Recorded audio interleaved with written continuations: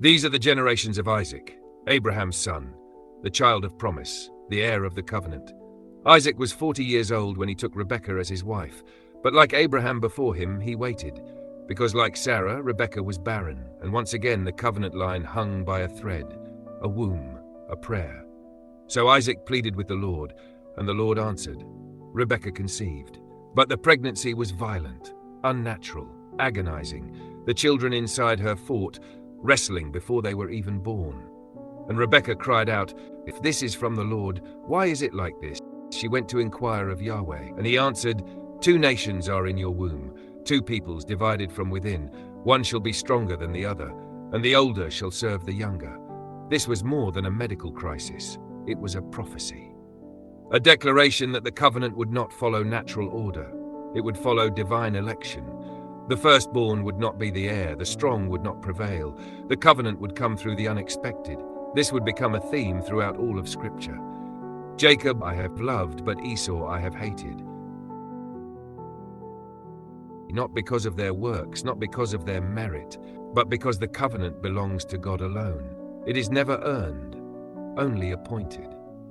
As Paul later wrote, it depends not on human will or exertion, but on God who has mercy. When the time came, she gave birth. The first came out red, hairy all over like a cloak. They named him Esau. Then came his brother, grasping Esau's heel.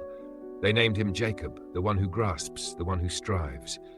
The image is unforgettable. One brother pulled ahead by nature, the other reaching in struggle. Even in birth, they embodied two ways of inheritance, one by position, one by pursuit, and the Lord had already said which one would carry the promise. The boys grew. Esau became a hunter, untamed, physical, impulsive. Jacob was quiet, dwelling in tents, observant, patient. Isaac favored Esau, Rebekah favored Jacob, and the division that began in the womb deepened in the home. But the real story here is not just about favoritism, it's about foreshadowing. Because this tension between first and second, between flesh and promise, between custom and calling, will echo through the entire covenant drama. Cain and Abel, Ishmael and Isaac, Esau and Jacob, Saul and David, Jerusalem and the New Jerusalem. In each case, God chooses the unlikely path, the second-born, the one without advantage, to prove that his kingdom doesn't come by human strength, but by divine mercy.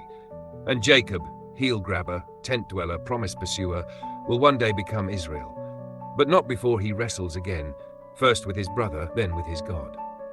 The battle of the two sons is not just the story of a family, it is the story of how the kingdom comes, not by birthright, not by strength, but by the call of God.